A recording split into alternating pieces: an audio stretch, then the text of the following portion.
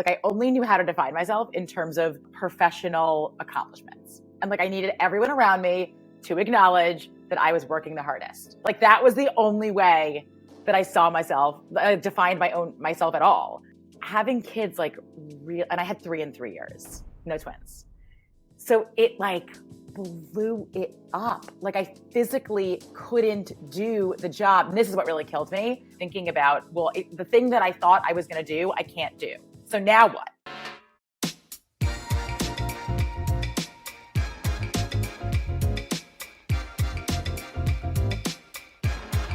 I'm so excited to welcome to the show Emily Tisch Sussman, who is the host of a podcast that we're going to talk about called She Pivots. She also is a contributor at MSNBC. She's also, listen, I can't even name one outlet that she's a true contributor on because she's a thought leader across the board, talking to us about politics, talking to us about political strategy. Awesome contributor to Marie Claire. I'm just so excited to be able to chop it up with you today, Emily. How are you? And welcome to the Omi Show. Thank you for that incredible introduction. I'm feeling amazing after that introduction. I'd like to take you with me everywhere because now I feel totally elevated. I mean, listen, you're the one, with the live podcast with Senator Cory Booker at, 92,000 views, right? It was 70,000 people in 120 countries. So I'm here to glean. Okay. I'm here to learn from you. So let's take it back a step, right? And this is where I always like to start with people. You could be doing anything in the world. Okay. You could be a professional snowboarder. All right. You could be, the best basket weaver in, another country. All right. You could be deciding that you're just going to be slaying dragons in mythical, comical novels with your life. Why decide to be a contributor to Marie Claire? Why decide to be such a figurehead when it comes to political strategies and discussing where our country needs to go? Why decide to launch a podcast called She Pivots? Tell us a little bit about just the why. Kind of thinking about exactly what I want to be doing anywhere in the world kind of led me to this. This is exactly how it started, is that I spent my whole career as a political strategist, like working in Washington, being in campaigns, being in the trenches. And I really only saw myself, like I only knew how to define myself in terms of professional accomplishments. And like I needed everyone around me to acknowledge that I was working the hardest. Like that was the only way that I saw myself, defined myself at all. So having kids like real, and I had 3 in 3 years, no twins. So it like blew it up. Like I physically couldn't do the job. And this is what really killed me. Not only did I feel like I was at the top of my political game, I had literally designed the job for my skill set. Like they recruited me, come on. And I had the dream job. Like I had literally my dream political job. And then 1 kid, 2 kids, like I could not keep up with it. And so I cared so much about what I did, the actual content of the work. It was, defending the Affordable Care Act. It was expanding reproductive coverage. It was getting DACA into place. Like it was really good work, but I physically could not do it. And I didn't even, at that point, I really didn't feel like a strong connection to my kids as babies. So it wasn't even like I felt like I was missing so much. I actually didn't. I saw them as like a huge drag on my time, but like I did have to keep them alive. So, we agreed to that together, me and the kids. But, as they got older, and by the way, they're not that old. They're 5, 4, and 2. But so as they developed personalities, I did want to spend more time with them, and I did feel a connection, and I did feel like, I guess it was some sort of instinct that I did not realize that I had. It really killed me that I couldn't keep up with the job because it was the only way I knew how to define success for myself. So if I was personally broken, if I was professionally broken, which I was, I had to rethink what success would look like. Because even if I just threw myself back into hustling and politics, it wasn't going to be the same. I still wouldn't physically be able to do it, locked in a house with 3 little kids. So I started thinking about what stories I wanted to hear for inspiration. What did I need to hear? And I needed to hear stories about women in particular who had changed their definition of success and then found objective success afterwards. Like that's what I needed to hear. So I developed it as a show. I pitched it to Marie Claire at the Power Trip the weekend that we were both at. I did it at that dinner. I was waiting to do it till after the weekend, but then I had a few drinks in me and like walked right up and pitched it, maybe a little unpolished. But they took it because they said, you know, this is where a lot of our readers are right now. Like a lot of women are thinking about, well, the thing that I thought I was going to do, I can't do. So now what? So every episode of She Pivots goes through the same kind of structure of a story, because the whole idea is that we want to be blowing up this idea that we make all of our professional decisions for professional factors. We don't just like take a job because it's more money. We take a job because it fits into our life right now, or because we've changed how we see ourselves, or because we want to explore something that we haven't explored before, like a creative itch that we might have.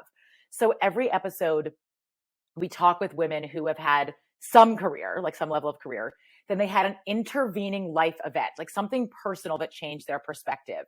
So it could be having kids, but not, most of them aren't, because that was my story and that would be super boring if that was everybody's. You know, it could be a divorce. It could be the death of a family member. It could be taking care of a family member. That thing, that personal thing changed their perspective, and then they changed their career as a result and then found success. Wow. I love that. And one of the things I love is, for one, let me say shout out to Marie Claire, because there's a couple other amazing things that also came out of that retreat. So what Emily is speaking to is that she and I had the opportunity to go to a Marie Claire retreat, which was amazing. Amazing women. We got to meet women all over in different industries, different CEOs and executives. I loved it. I love the networking. And one thing that I would say that I love the most is that nobody was on a particular kind of pedestal. We were all on the pedestal together, you know, eating, going through self-care, you know, different exercises and things like that. It was truly amazing.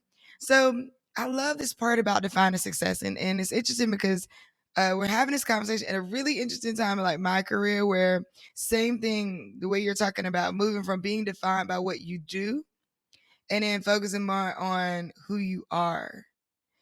What would you say is some of the hiccups and the gaps? Like take us through, like, what you were really going through deeper, and what you've seen women mention that they were going through. Like, are there maybe top 3 things you hear are kind of like the hardest decision making points, right? Because I have 3 children as well. They're not that close in age, but if 3 in 3 years, ma'am, we gotta clap it up for that, because that is, you know. Congratulations to you, because you were doing a lot of work in a lot of different places to have 3 3 in 3 years, okay? But ultimately, what are some of the things you see that women say or people say are the hardest when it comes to that pivoting moment? Well, I do think that for me, it was the same as the themes that I hear in the conversations that we have, is that the down is down. Like the dark place is a dark place. Like you have to go down to be able to truly go back up again and to be able to do something that will then later lead to success. And it's really hard in those moments to see that there is something else. Like, you know, when I was sort of falling apart personally, falling apart professionally, it wasn't like I thought in that moment, oh, I can't wait to have my bounce back up. I was like, this effing sucks. Like, you know, it wasn't like there was no perspective for me at that point. And I think the more that I tried to fake it, like the more I tried to pull myself together, which is the only way, by the way, I know how to cope. Like the only way I know how to cope is to work, like is to try to feel productive and feel like I'm pulling something together. Like living in a moment is very difficult for me, and I think difficult for a lot of people. I think especially a lot of women, especially a lot of mothers, because we have to multitask. Like you can't just like sit down and be like, oh, I'm really thinking about how I feel in this moment. Like, no, you got to get some lunches packed, you know, like you got to like move it along. And so really being in that was really difficult. And so, but every time I kind of tried to fake it, it would pull me back down, because it was just faking it. It wasn't until I really found something honest that I was getting myself into. And, you know, this show, She Pivots, this was one of 2 different shows that I wanted to develop at the same time. And I'm a big trial and error person. So I was like putting both shows out into the universe and kind of seeing what stuck. And this one, every time I would describe this concept to people, they were like, oh my God, I need it. Like, whether, even if you're just doing minor pivots within the same career, or you're deciding whether or not to have kids now, or you're deciding whether or not to move, or maybe you did move and you're deciding if you come back, people are saying like, oh my God, like I need to hear stories of inspiration. And that's partly why we have on the show women who changed and then found success. Because if they were mid pivot, it would be like literally everybody on the planet right now in the middle of it. But the other show that I wanted to develop is about how my son is incredibly sensitive. And I don't feel like I have real serious parenting tools right now because we don't truly believe that boys should be sensitive. So, Oh my that goodness. show's still out Listen, there. you are speaking my language. So I wrote a poem. I'm a poet. And I wrote a poem about, it's called Pimbo, which is a little pink robot that came out years ago at this point. My son now is, or my middle child now is non-binary, so I want to respect that. Um, he's 20. They're 20 now. So they were about maybe 5, 6, and they wanted this Pimbo. And, I remember some friends of our family at the time saying like, oh, you're going to get them a robot, a pink robot, that's going to make them gay. If you get them that's going to make them gay, and I'm like, God willing. okay, listen.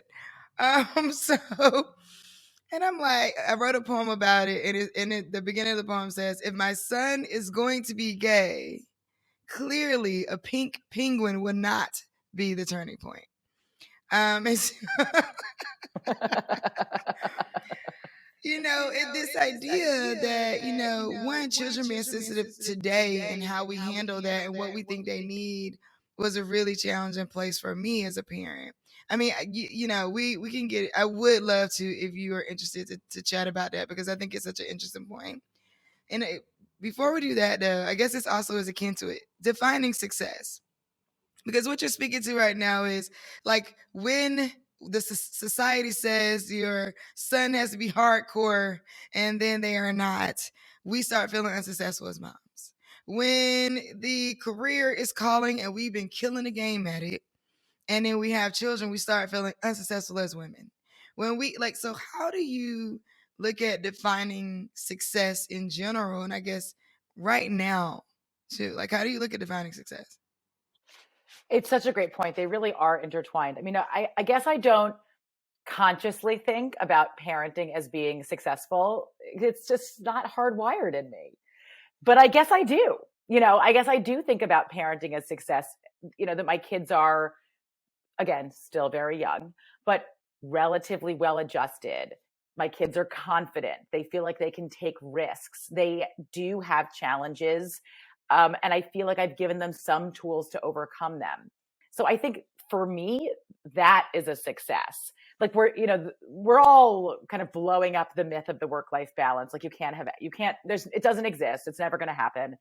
But being able to own my own time and being able to prioritize what I really think is important in that moment and of that day. Like I'm never going to have like a weekly win, but like maybe I can have like a daily win and feeling like I really showed up for important moments. I mean, yesterday, this is going to be just like a brief example of a day in the life that I think that everybody, like every parent can relate to, that, I'm trying to put out this episode of She Pivots. We're professionally tangling with all of these people trying to get this last episode out. So professionally, I know that I need to show up.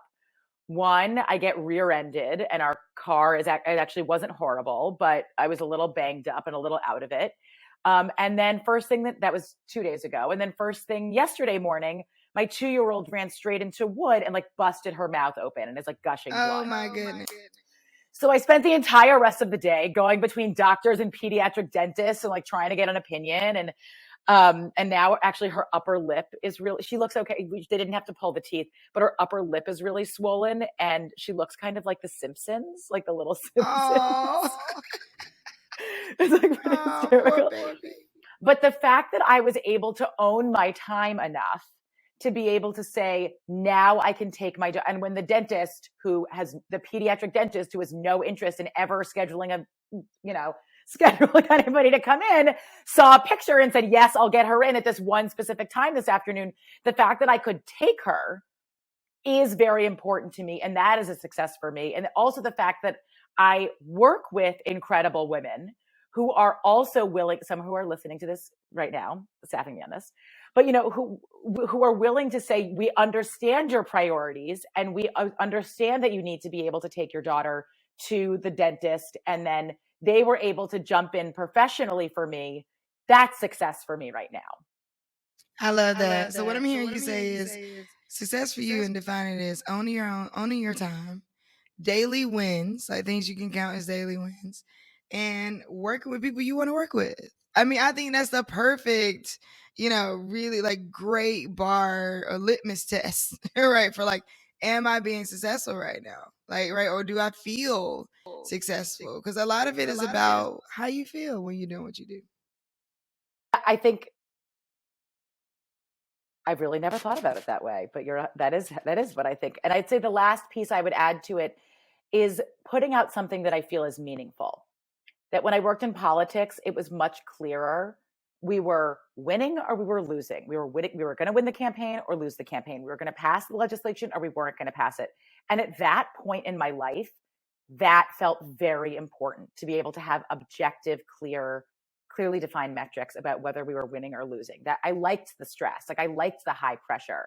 I liked to be judged against. Like I remember there was one Office episode where Angela says, I like to be judged. I think I can stand up to it. Like that was me in my 20s and like maybe in my 30s. That like I wanted high pressure situations because I knew that I could operate in them. And then the more kids that I had, that piece of my brain got occupied.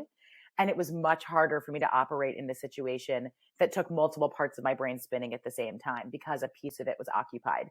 So now I think about, I'm not doing legislative wins or political wins, but I think about changing cultural norms, which is much harder to define. I've often said, I don't change culture. That's far too hard for me. I'll change laws. But now I'm in culture change and I don't know how I'm going to define it, but it does feel like what we're putting out is meaningful. And, part of what doing with the show, constructing a first season, is that you have to do a mix. If you want to put out the stories that haven't been told, you have to put out stories that are better known to get eyeballs on it. Like you have to do it. But keeping that balance is a piece to me that is really meaningful. And I still, that will always stay in my show. And that's how I'll feel like I'm always being successful with it. So talk to us a little bit. I love that, and I'm gonna recap this so you can take it with you too at the end. Like, because now we got something really good. Like, we got we got a book here. I think we got some things here. But I really one of the things about like pivoting is the brand shift. I mean, even at the beginning of the segment, even when I'm like, oh, the Shelley Bell Show, because I'm so used to saying it, and that was the name that I was born under. I transitioned my name when I evolved to a point when I'm like, I'm actually not the person that my mother birthed, right? Like I'm very much a whole different person. And my name for me has to be reflective of who I have become. And so in that case, changing to Omi, which would be my name forever at this point, or at least as far as I know, if I decide to change it in 2 years, then that's what I'll do, right? But but we can feel often like there's a brand hit there, right? Like a oof, and I got to start over, or like a poke, like a ugh, and that kind of it hurts, especially like when you're a competitive person and you like I'm winning at this, right? Like I'm gonna get back in here and I'm gonna win at it, and that's also one of those places where women don't always get to say, "Yo, I love to work, I love my work." And I was with a group of women recently, and we just confessed it openly to each other.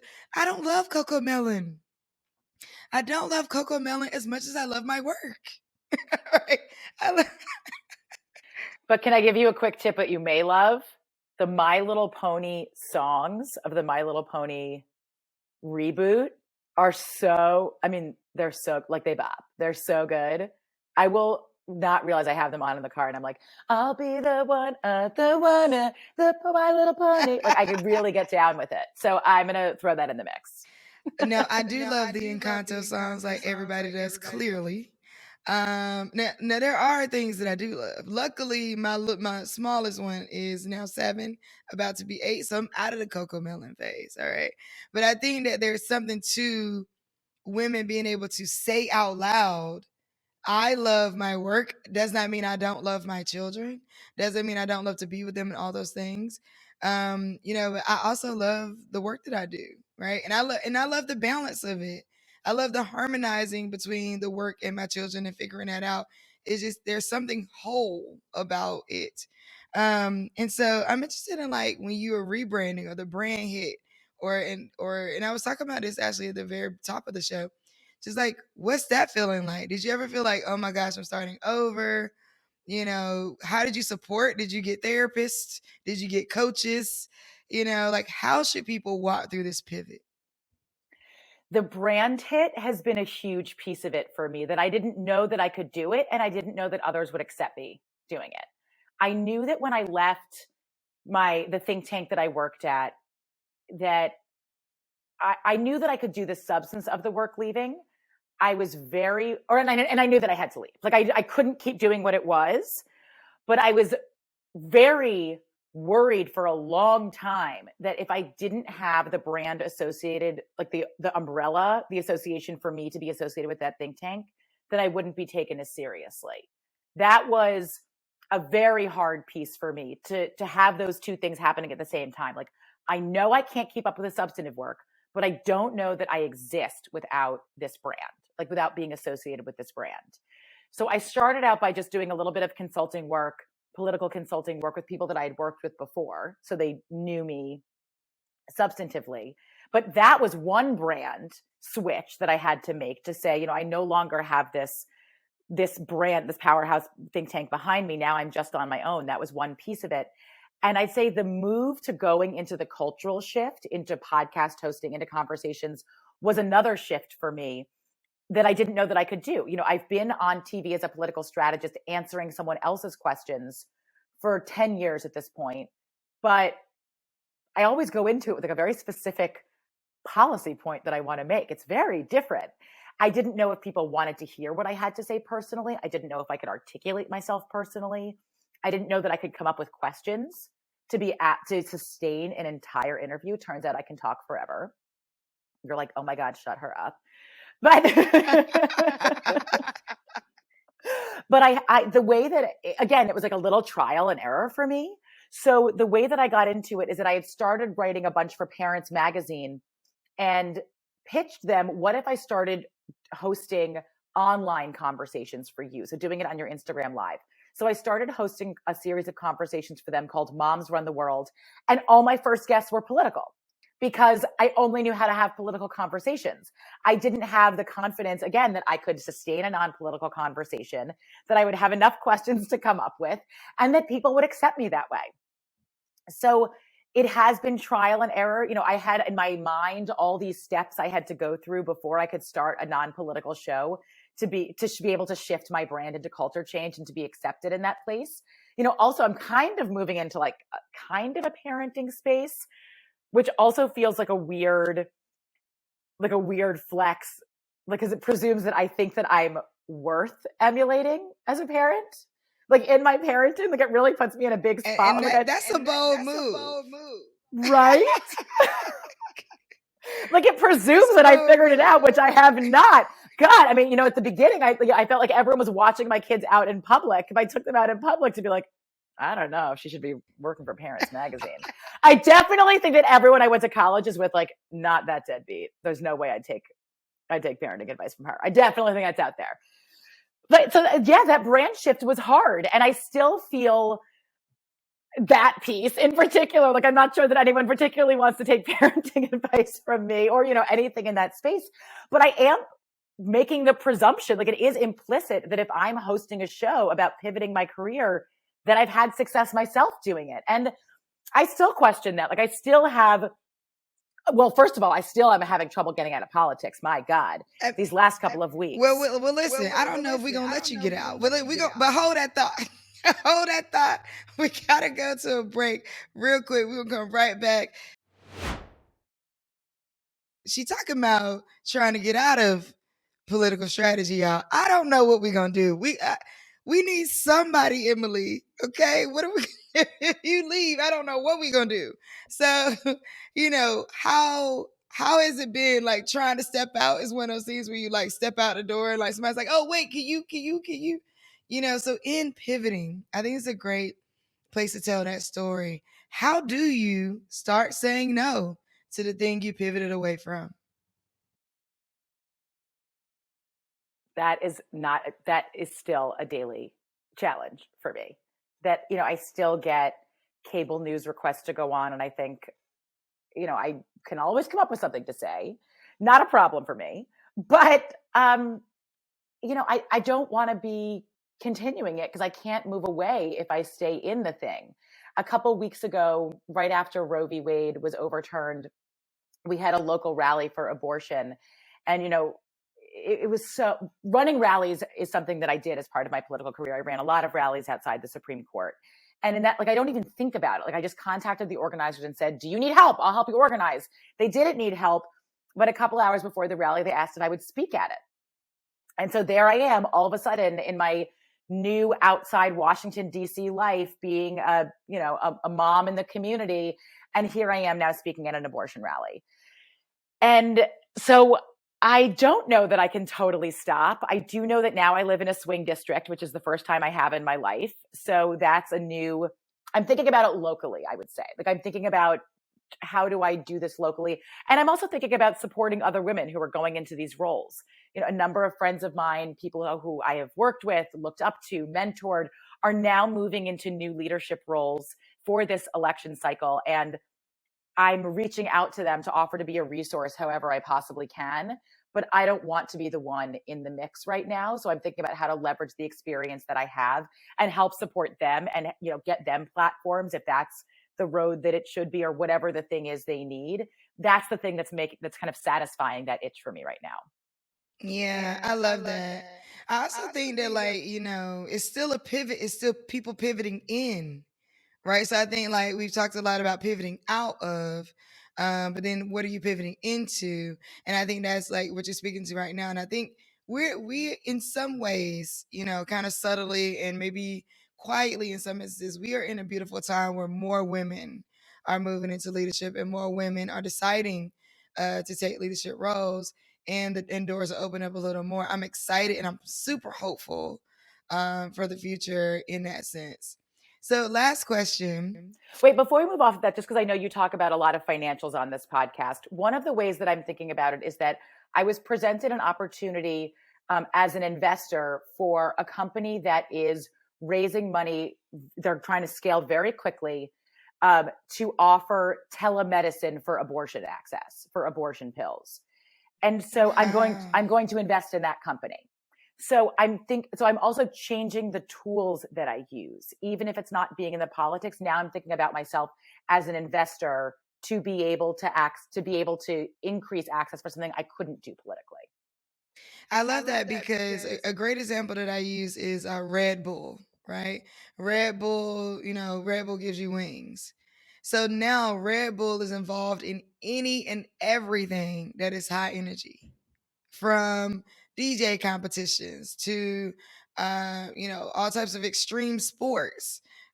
You see Red Bull associated there. And I think that if we think of our personal brands in that way, there's lots of ways to um, pivot mindset and reframe how we want to be in the world, such that our like anchors and tentacles still live and exist, and our influence still lives and exists in these different places. And I love that when you say using different tools, money is a tool, right, by which energy moves, is my belief. And therefore the energy that you're putting into this work, still aligned with your strategy, still aligned with your beliefs, continues to produce in the future the things that you spent so much time building. And I wanted to bring that out too, because I think that's something that we worry about. Well, I spend a lot of time building this part. I spend a lot of time, people just feeling like they spent so much time building the brand. They know they're called to do something else, right? Know that another thing is calling them, but it's like, I spent so much time, I just got to stay here, right? So I really appreciate that. And thank you for sharing your story with me. I think um So many women moving or thinking about this, whether they're in a workplace or in a company, deciding to go back to the workplace, they're thinking about it. Last question. What is on the She Pivots podcast, which everybody should be making sure they're listening to? Stitcher, Apple Podcasts, anywhere that podcasts are played, we can find it. What has been your favorite pivot story?